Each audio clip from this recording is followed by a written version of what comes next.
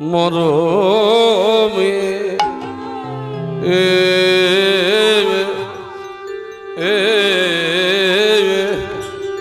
ও মরমে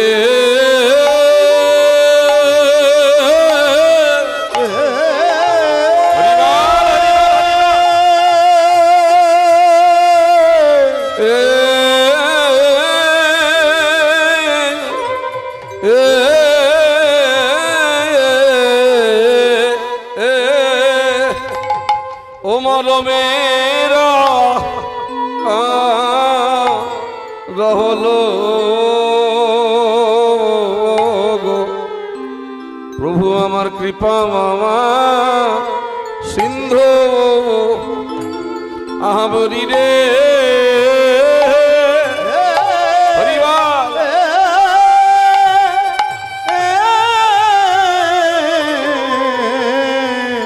কৃপা সিন্ধু গোবরি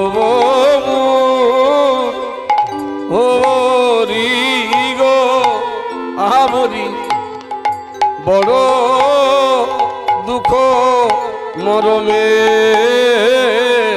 মরি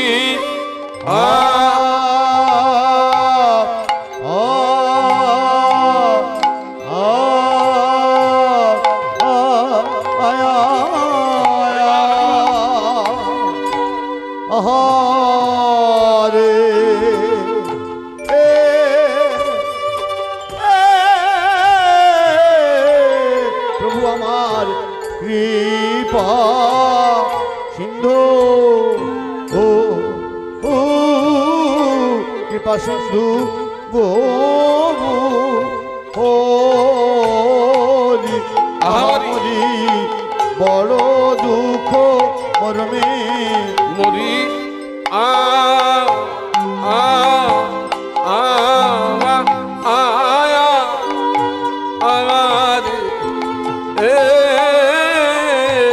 প্রভু আমার কৃপা সিন্ধু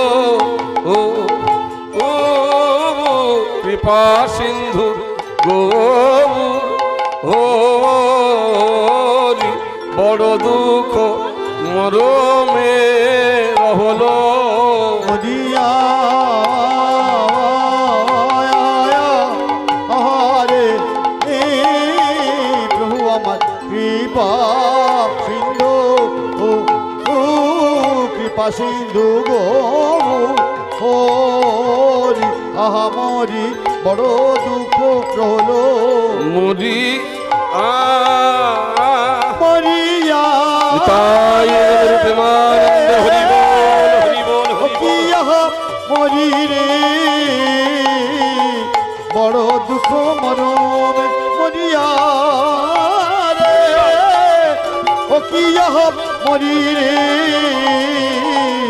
বড় দুঃখ মরমে মরিয়া রে ও কি মরি রে বড় দুঃখ মরমে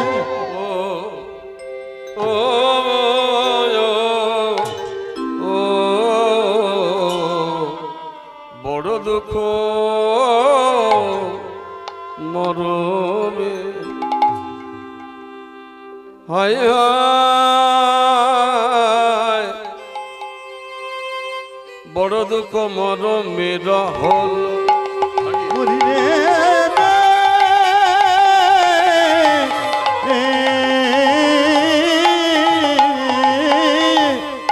বড় দুঃখ মরমে রহিল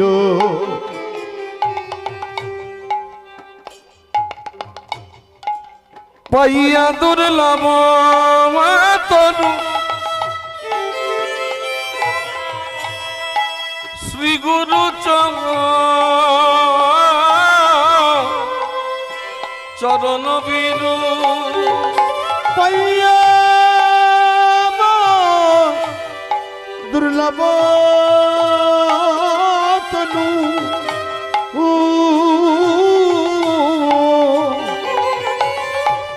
শ্রী গুরু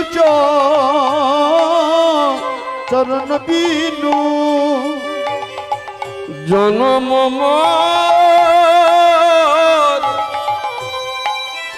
এই জনম মোর বিফলে গেল গো,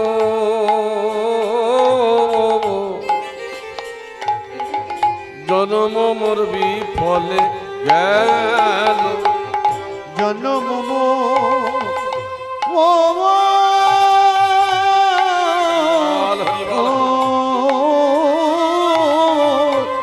জনম বিফলে গেল গো,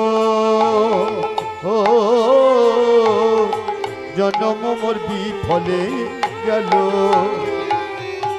বিফলে গেল, বিফলে গেল। এমন মানব জনম আমার বুঝি বিফলে গেল, এমন মানব জন আমার বুঝি বিফলে গেল, সংসার জালে মজে রইলাম, সংসার জলে মজে রইলা, এই সংসার জালে মজে রইলাম, এই সংসারে জালে মজে রইলা, কেন মায়ারি দাসত্ব করলাম, সংসার জালে মজে রইলাম, মায়ার দাসত্ব করলাম, সংসার মায়া জালে জড়ে রইলাম, কেন মায়ারি দাসত্ব করলাম, কেন সংসার মজে রইলাম, কেন মায়ারি দাসত্ব কইলাম, সংসার জালে জড়ে মোলাম, মায়া যায় না কভু ছেড়ে, মায়া যায় না কবু ছেড়ে, মায়া যায় না কভু ছেড়ে, যায় না তবু ছেড়ে, না ভজিলে শ্রীগোরারে যায় না কভু ছেড়ে, যাব জিলে সিগোরারে যায় না কবু ছেড়ে, না ভজিলে শ্রীগোরারে যায় না কভু ছেড়ে, তবু ছেড়ে, ভজ ভাই ভজ ভাই, ভজ ভাই ভজ ভাই, একবার ভজ ভাই ভজ ভাই, ভজ ভাই ভজ ভাই, যদি ভব তরি পার হতে চাও ভজ ভাই ভজ ভাই, ভজ তরি পার হতে চাও ভজ ভাই ভজ ভাই, যদি ভব তরি পার হতে চাও ভজ ভাই ভজ ভাই, ভব তরি পার হতে চাও, ভজ ভাই ভজ ভাই, একবার গরু বলে কাঁদো ভাই, গৌর বলে কাঁদো ভাই, একবার গৌর বলে কাঁদো ভাই, আর গরু বলে কাঁদো ভাই, যদি ভব তরি পার হতে চাও গৌর বলে কাঁদো ভাই, ভব তরি পার হতে চাও গৌর বলে কাঁদো ভাই, ভব তরি পার হতে চাও, গরু বলে কাঁদো ভাই, ওগো গৌর তোমার হলাম বলে, ও নদী পার হতে চাও গৌর তোমার হলাম তাই গৌর প্রেমানন্দ হরিব, নদী পার হতে চাও গৌর তোমার হলাম বলে, ভব নদী পার হতে চাও গরু তোমার হলাম বলে, ভজ ভাই ভজ ভাই, মানব জনম বিফলে হরিবা। গেল গো, তাদের মানব জন বিফলে গেল, প্রীতি যধ্যায়তে বিষ্ণু ত্রেতয়াং যজেতমখৈ দাপরে চ পরিচর্যায়া কলৌত্র হরি সংকীর্তনা।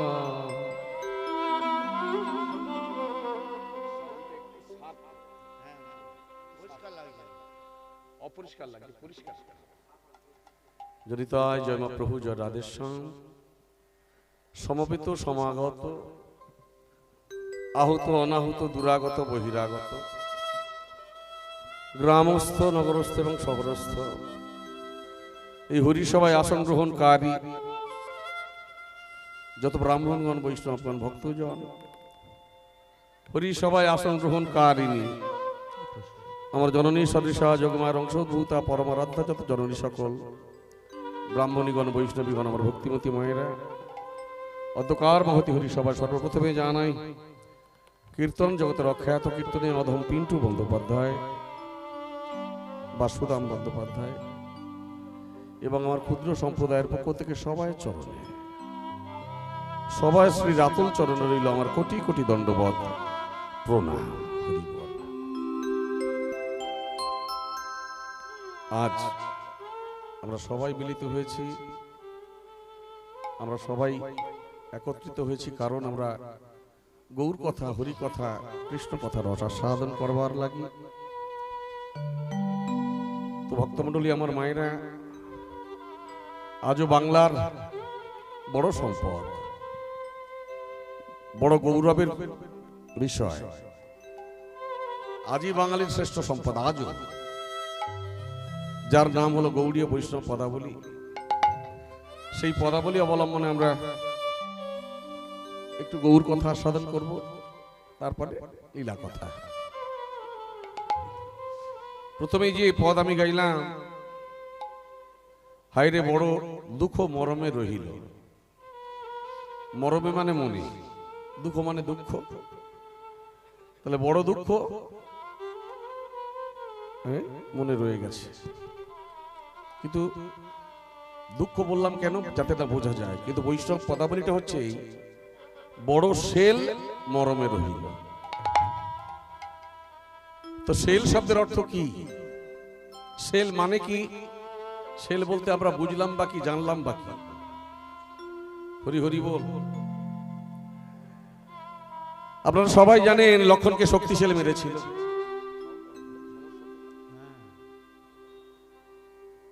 একটু টোন করে দাও বাবা, টোনটা একটু বাড়িয়ে দেখো।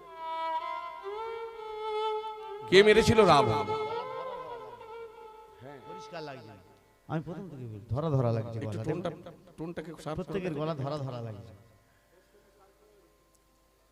জয় রাধে। তো রাবণ যে শক্তিশালী মেরেছিল কাকে? লক্ষণকে। সেটা কি বস্তু? আমরা সবাই জানি শক্তিশালী। শেল মানে কি? ভক্তমণ্ডলী, আমার ভক্তিমতী মায়েরা, বাস ঠিক আছে, এরকম অন্তত থাক। শেল শব্দের অর্থ হলো খুব ক্ষমতা সম্পন্ন বজ্র বা অস্ত্র বলতে পারেন। এমনকি ভগবানের কাছে যে ব্রহ্মাস্ত্র থাকতো, অশ্বত্থামার কাছে যে ব্রহ্মাস্ত্র ছিল, সেই ব্রহ্মাস্ত্রের থেকেও আরো ক্ষমতা সম্পন্ন হলো শেল। হরি হরি বল। যা যদি নিক্ষেপ করে দেওয়া যায়, যদি যার উদ্দেশ্যে নিক্ষেপ করা হবে, মৃত্যু তার অবধারিত। তাহলে এখানে প্রশ্ন জাগে বাবা, যে রাবণ লক্ষণকে শক্তিশালী মানলো, তাহলে সেই লক্ষণ বাঁচলো কি করে? এখানে তো একটা প্রশ্ন জাগে। যা মারলে মৃত্যু অবধারিত, তাহলে লক্ষণ বাঁচলো কি করে? ভগবান ছাড়া তো কাউকে বাঁচা সম্ভব নয়, কেউ বাঁচবে না, তাহলে লক্ষণ বাঁচলো কি করে? আসলে লক্ষণও যে ভগবান না, সেটা না। এই যে রাম, লক্ষণ, ভরত, শত্রুঘ্ন, এরা সত্যযুগে ছিল চারজন নারায়ণ: বাসুদেব নারায়ণ, শঙ্কর্ষণ নারায়ণ, অনুরুদ্ধ নারায়ণ, প্রদ্যুম্ন নারায়ণ। তাহলে যারা ছিল সত্যযুগে চার নারায়ণ, বাসুদেব নারায়ণ, অনুরুদ্ধ নারায়ণ, প্রদ্যুম্ন নারায়ণ, শঙ্কর্ষণ নারায়ণ, এরা চার ভাই হলো ত্রেতা যুগে রাম, লক্ষণ, ভরত, শত্রুঘ্ন। তাহলে প্রত্যেকেই ভগবানের অংশ, তাই লক্ষণকে মারা সম্ভব হয়নি। তো লক্ষণকে যখন মেরে দেওয়া হলো, শেল, সেই শেল রয়ে গেছে এই জগতের মাঝে তিনটে জায়গায়। ভেবেছেন যে ওই শেল শেষ হয়ে গেছে? হয়নি। লক্ষণ মৃতবাদ, সঙ্গে সঙ্গে হনুমানকে বলেছিল, হনুমান, যে কোনো উপায়ে তুমি বৈদ্যরাজকে ডাকো, যে কোনো উপায়ে তুমি রাজ বৈদ্য, সব থেকে ভালো বৈদ্য তুমি জগতের মাঝ থেকে যেখান থেকে পারো নিয়ে এসো। তো হনুমান স্বর্গমর্ত পাতাল চারিদিকে ভ্রমণ করলো, করে ব্রহ্মার কাছে জানতে পারলেন বা পারল জগতের মাঝে একজনই আছে সব থেকে বড় বৈদ্য। তার নাম হলো সুসেন বৈদ্য। লঙ্কেশ্বর রাবণের বৈদ্য, রাজ বৈদ্য সুসেন বৈদ্য। চলে গেল হনুমান সুসেন বৈদ্যের কাছে। সুসেন বৈদ্য, তোমায় যেতে হবে। কোথায়? না, ওই রাবণ মেরেছে লক্ষণকে শক্তিশালী মেরেছে, যে ছেলে প্রীতবৎ লক্ষণ, তোমায় গিয়ে তাকে রক্ষা করতে হবে। বললো যাব না, যাব না।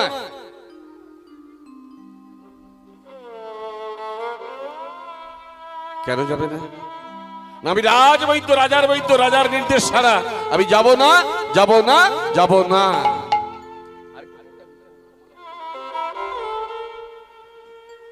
বেশ, তোমার ক্ষমতা থাকে, নিয়ে যাও। সঙ্গে সঙ্গে হনুমান একেবারে বগলে চেপে ধরে সুসেন বৈদ্যকে তুলে নিয়ে সোজা চলে এলো লক্ষণের কাছে।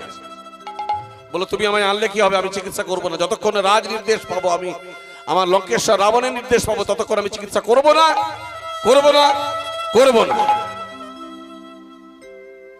করজোড়ে বললো, শোনেন বৈদ্যরাজ, আপনি বৈদ্য, আপনি বলুন তো আপনার কাছে রোগী বড় নাকি রাজ নির্দেশ বড়? আপনি বলুন, আপনার কাছে রোগী বড় না রাজ নির্দেশ বড়? সুসেন বৈদ্য বলল, আমার কাছে রাজ নির্দেশই বড়। বলো, সেটা কি ঠিক বললেন?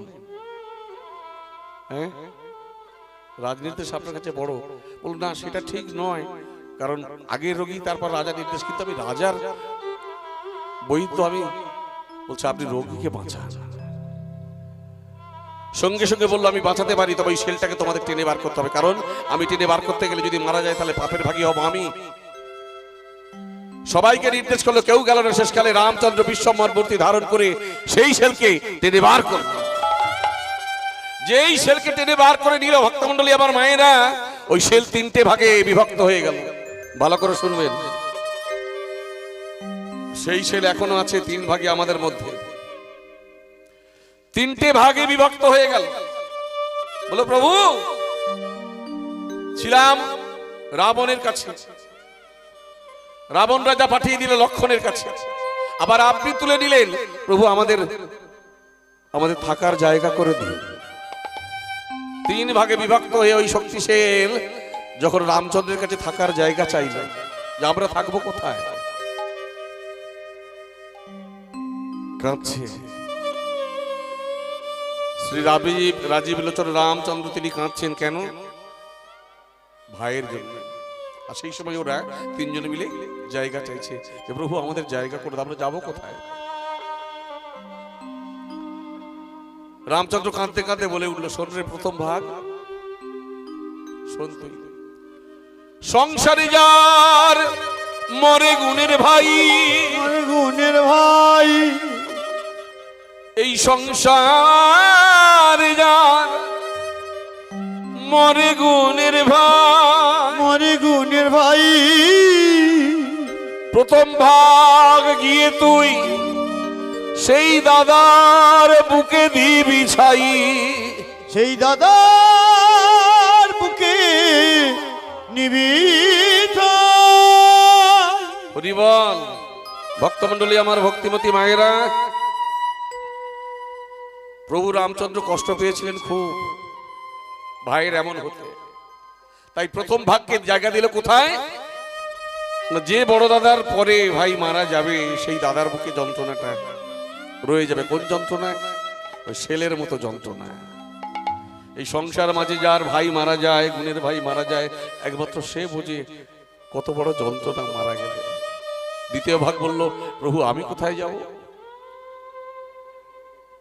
তাহলে সন্তই সংসার মাঝে যে সতী নারীর, যে সতী নারী পতি মারা যায়, মারা যাওয়ায় দ্বিতীয় ভাগ গিয়ে তুই সেই সতী নারীর থাকবি আয়, সতী নারী থাকবি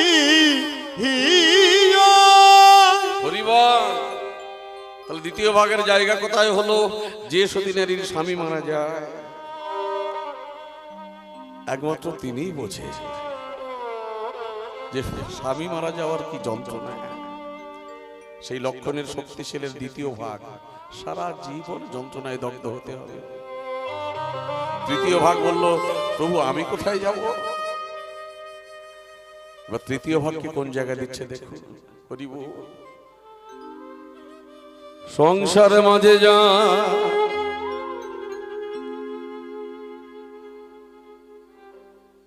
সংসার মাঝে যা সন্তান মারা যায়, তৃতীয় ভাগ গিয়ে তুই সেই পিতা মাতার বুকে দিবি ছাই। সেই পিতা মাতা বুকে দিবি ভক্তমন্ডলী আমার, ভক্তিমতী মায়েরা, তাহলে তৃতীয় ভাগ ওই লক্ষণের শক্তিশালী তৃতীয় ভাগটা কোথায় রইল? যে স্বামী স্ত্রীর সন্তান মারা যাবে, কন্যা সন্তান হোক পুত্র সন্তান হোক, সন্তান মারা যাওয়ার কতটা বড় যন্ত্রণা একমাত্র সেই বাবা মা বোঝে। জীবন ধ্বংস হয়ে যায়, বাঁচার ইচ্ছা থাকে না, আত্মঘাতী হয়ে যায় অনেক বাবা মা। তাহলে বৈষ্ণব কবি আজকে কলম দিচ্ছেন কি? বড় শেল মরমে রহিল। বড় দুঃখ নয়, যন্ত্রণা নয়, কষ্ট নয়, ব্যথা নয়, বেদনা নয়, শেল রয়ে গেল বুকে। কেন? অমন যন্ত্রণা রয়ে গেল। কেমন যন্ত্রণা? না, যদি ওই ভাই মারা যায় সেই দাদার যে যন্ত্রণা, সতীনারীর পতি মারা গেলে সেই যে যন্ত্রণা, আর যদি কোনো সন্তান মারা যায় বাবা মায়ের যে যন্ত্রণা, সেই যন্ত্রণাটা বুকের মাঝে কার? না বৈষ্ণব কবির। কেন? পাইয়া দুর্লভ তনু, পাইয়া দুর্লভ তনু শ্রী গুরুর চরণ বিনু, এই মানব জনম মোর বিফলে গেল। যে দুর্লভ জনম পেয়েছি আমরা, এই মনুষ্য জনম, যে জনম বাঞ্ছা করে দেবদেবীরা, দেবদেবীরা বাঞ্ছা করে কেন? হে ভগবান, তুমি মনুষ্য জনম দাও। এই মনুষ্য জনম পেয়ে আমি তোমার সাধনা করতে চাই। তাহলে ভেবে দেখুন এই মনুষ্য জনম কি? কথাটা মনুষ্য নয়, মনুষ্য মনুষ্য মনুষ্য মনুচ্ছা, মনুচ্ছা মানে মনুর সন্তান, মনুচ্ছাওয়া। তাহলে মনুকে, মনুর সন্তান যদি মানুষ হয়, তাহলে মনুকে ব্রহ্মার নন্দন মনু, ব্রহ্মার পুত্র মনু। তাহলে আমাদের বংশধর কি? ব্রহ্মার পুত্র মনু, মনুর পুত্র মানুষ। আমরা দেবতার বংশধর, আমরা মানুষ হয়ে কত পাশবিক বাজে আচরণ করে ফেলি। আমাদের যারা পূর্বপুরুষ তারা সব দেবতা। তাহলে ভক্তমন্ডলী আমার মায়েরা, পাইয়া